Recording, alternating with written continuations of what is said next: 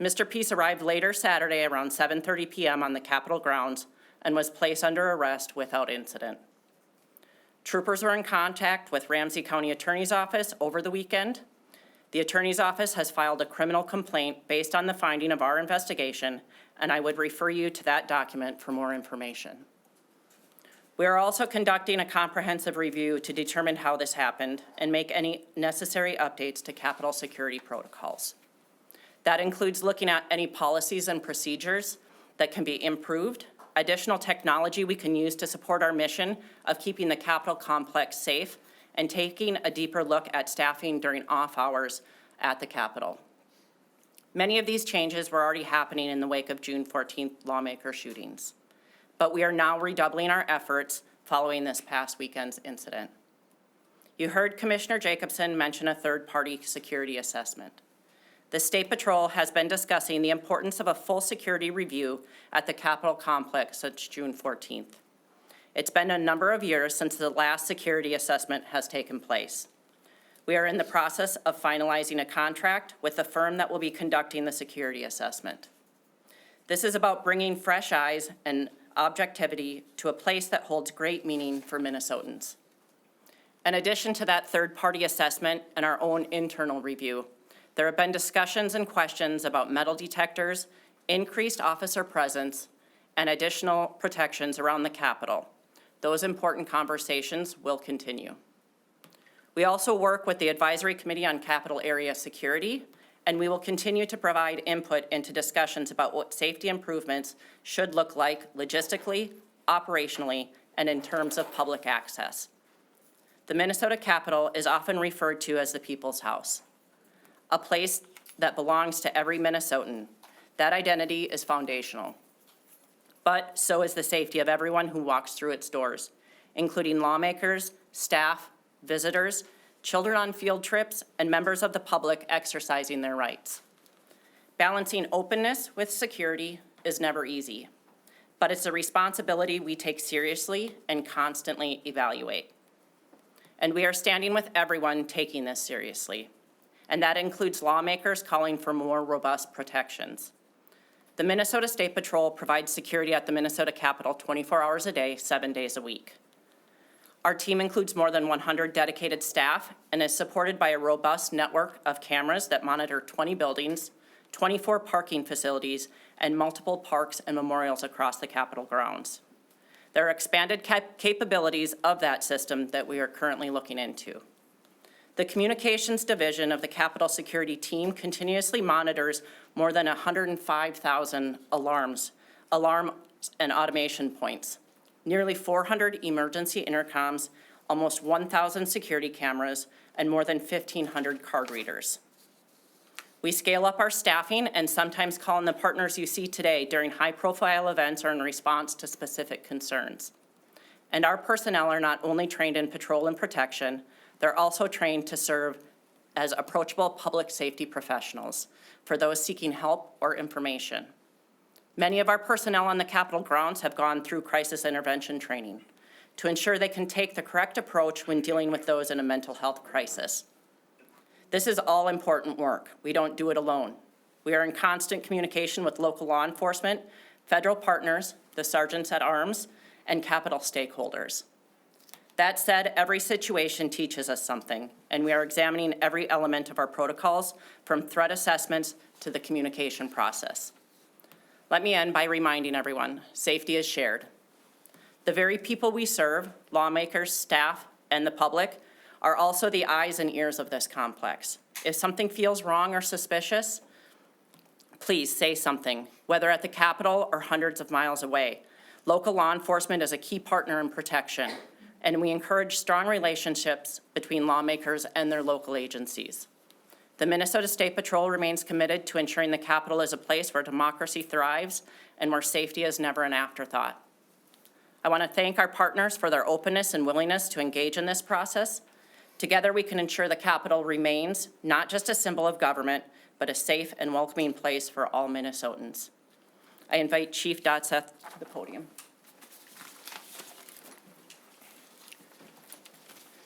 Good afternoon. I'm Joe Dotseth, the Interim Chief of Police at Metro Transit.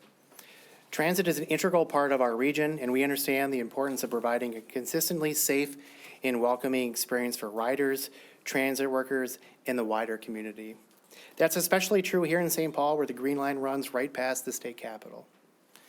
Tens of thousands of people use transit to get to, from, and around the Capitol complex every day. This includes state workers, legislators, members of the public who gather here to be heard and help make sure our state is better for everyone. With all that coming and going, safety is top of mind, not just for the transit police, but for everyone here at Metro Transit. We've taken proactive measures to address safety concerns throughout the system. Our Safety and Security Action Plan is a comprehensive 43 action plan item, taking a whole community approach to public safety. Our multi-layered approach combines police officers, community service agents, security officers, trip agents, and outreach workers, all working together to ensure that these layers of presence are on the system and holding people accountable when needed and trying to identify the root causes of these problems. The good news is that our transit system is safe and getting safer all the time. Because of our proactive approach, our whole community approach to public safety, serious crimes remain infrequent on the transit system. The majority of what we see on transit are quality of life violations like property damage, smoking, or alcohol offenses. Serious crime in our East Command Division is down, and our enforcement efforts in this East Command area and around the Capitol are up nearly 70% from last year. And our customers on the system are noticing the difference. According to our most recent customer survey, riders are feeling safer on board our buses and trains and stops in the platforms. That's what our approach is about, being a good partner and ensuring that the areas that we are serving have safe and reliable transit. Earlier this summer, we launched a Safe and Strong University Avenue initiative to focus efforts on the Green Line corridor and around the Capitol. This collaborative effort between law enforcement, the county attorney, the city attorney, and courts, and the service providers is a collaborative effort that I've never been part of before, using detailed responses and collaboration to be visible on the system, to help people get connected to services and hold those accountable. Through the combination of directed patrols, a newly initiated beat in the Hamlin Midway area, and our consistent outreach efforts by our homeless action team, we are making a real difference in the community, including the Green Line and around the Capitol complex. We will continue to find new ways to effectively police the transit system and look forward to working with this team behind me to ensure our system is safe and reliable and welcoming. Everyone taking transit to the Capitol or everywhere else deserves to be safe and have a pleasant and welcoming experience. And it is our goal and mission to ensure that that is happening. Thank you. Thanks, Chief. Just a reminder, as you ask your first question, please identify yourselves and your media organization. And to the folks answering the questions, please don't forget to repeat so the people watching online know what the question is. So, first question. Mary Hammer, PBS. What is keeping you right now from saying we're going down to one entrance, a security checkpoint, and/or metal detectors right now? So that's a great question. The question is, what prevents us from moving to metal detectors and to one point of entrance and exit right now? Our preference is to work with legislative partners. Our preference is to work with those that are utilizing the Capitol. Safety is still continues to be our number one priority. And we are, as we are talking right now, considering some changes to the number of entrance points at this point. I think we have the ability, as we meet with and talk with our partners from the legislature, to maybe make some changes and determinations on entry level points. When it comes to weapons screening, certainly I think that would provide an enhanced level of protection at the security at the state capitol, and we'll certainly consider that. Again, that also is going to include the opportunity for us to continue to work with our partners. ACAS, the advisory committee that works at the state capitol, will be another meeting in August. We'll certainly have some of those discussions internally and talk about what that preference might be. The one thing about the Capitol, again, has been mentioned, it's the people's house. We also want to make sure that we keep it as safe as we can. We need to walk that balance between having an open Capitol and that that security and safety that people would expect. So those are all being considered right now. But you said it was your preference. You could lock it down right now if you wanted, but you prefer not to. No, what I said is that we're considering reducing the number of entrances that may be coming in and out of the Capitol. We haven't made that determination yet. We do have a large number of entrances, as you know, public entrances at the state Capitol. So as we take a look, and again, as the Colonel has mentioned, we're certainly looking at opportunities to enhance security and protection at the Capitol, and those are one of the things that we'll be considering. The State Patrol Excuse me, chief, the State Patrol, please identify yourself and your media organization. Tom Hauser from 5 Eyewitness News for the State Patrol chief. Was there adequate staffing the night Mr. Peace entered the Capitol? And is anybody going to be held accountable for a door being left ajar? So there's two pieces to that question. Will you repeat the first one, please? Was there adequate staffing that night? And was there enough people to be checking doors on a regular basis? So the first question was there adequate staffing at the Capitol the evening that this occurred? And the short answer is yes. We weren't short-staffed that evening. We have staffing numbers for both afternoon hours and overnight hours. Those are different during daytime hours when there's many people on the Capitol grounds, but we were not short that night. The second question, will anyone be held accountable? All of that will become more clear as we continue to look at footage, as we continue to look at what occurred in those hours when he entered the building. But right now, I don't have a clear answer for that. Just Paul Bloom, Fox 9 News. The wedge in the door, at least is how the charges read, seems like a pretty blatant and sort of the, most basic of way back into a building. How concerned are you that a door, was wedged open like a college campus? It just seems like something that should not happen at the Capitol. I'm just wondering what your reaction to that is. Yes. The question was, what's my reaction to a wedge being in the door? Again, I will remind everyone that this is an open investigation with charges pending. It is alarming. However, using that word, it was an unalarmed door. And so as we know around the Capitol, when doors are left ajar or for a certain period of time, there's alarms that go off in our dispatch center to alert Capitol security to those areas. There was not an alarm on this door. And so again, many, many doors throughout the Capitol areas that Capitol security and Capitol troopers are going around to check on and did not see the wedge in the door. Caroline Cummings, WCCO, how many doors don't have an alarm and why are some all armed and others aren't armed? I mean, there's lots of entrances into this building. Yes, so the question was how many doors do not have an alarm or are unalarmed? Again, we're working with the Department of Admin on that to find out what we can do to further enhance the system that already is in place, which would be including some alarms on those doors. But right now, I don't know the exact number that does not. But was that, just a quick follow-up, but was that like that they were supposed to have alarms or that they were intentionally, a few doors didn't have alarms and this person managed to get through one of those doors that didn't have an alarm? So there are a certain number of doors on the Capitol grounds that are mechanical entrances, those types of things that do not have alarms on them. They are not open to the public. They are not open to card key holders. Quinn Gorham, Gray Media. Just a quick question about the cost of hiring an outside firm for this. Where's that money coming? Is that going to be from the $3 million grant that was part of the, I think, capital investment request this year? And how much is that going to cost? So the question was the external assessment for Capitol security, where that money is coming from. The $3 million for Ramsey County is completely different. This is something that would come out of the State Patrol budget, again, in hopes to enhance security measures that we can take and also to provide that advisory council for future security improvements. And do you have an overall cost estimate on how much that might come out of the budget? The question was about cost, and at this time, we do not. Again, we are in the process of signing that contract, and once that's signed, we will have a better idea of what the cost will be. Tori Banu to Axios. To follow up on Tom's question, the security staffers who were working that night, are they still working or have any of them been put on leave pending your investigation into what happened? So the question was the staff that was working that evening, are they still working? And yes, they are still working. Nathaniel Minor, Star Tribune. We understand the Capitol has an Everbridge system that alerts legislators of any issues on the complex. Is there any talk of expanding that beyond the complex to alert legislators at home or other places?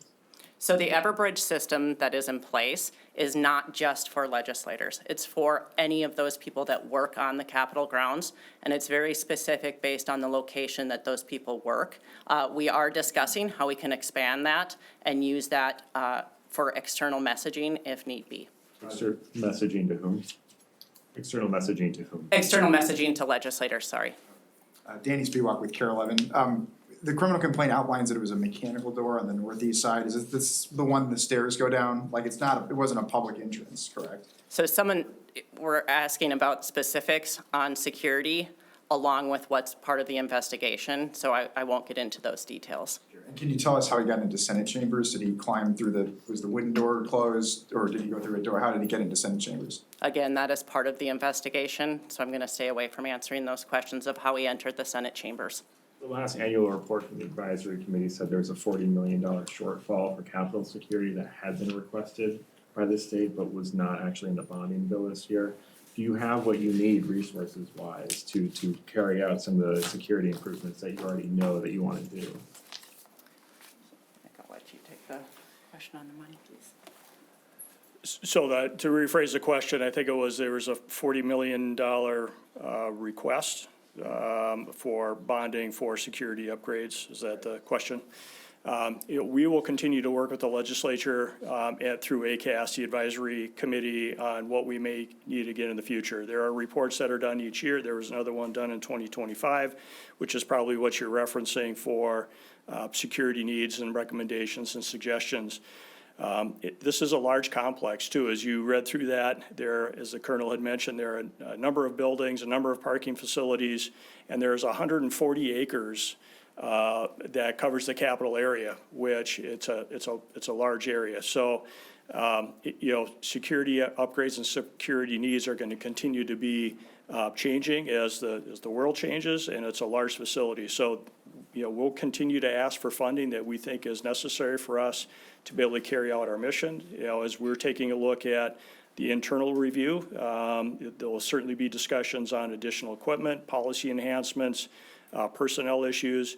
And then as we are asking for that third-party independent security assessment, we are hoping that what will happen is that for the legislators who are helping with this, and the public to be able to review what a third party thinks that we need for any security enhancements, personnel policy, procedures, to make sure that we're providing the full protection for the 140 acres, numerous buildings, and facilities that are here at the state capitol. But we will continue to review that, and my guess is that there was certainly likely going to be a request for some funding with the next legislature. We'll take two more. Commissioner, state law requires that the advisory committee meet quarterly. Have they been meeting those requirements, and if not, why not?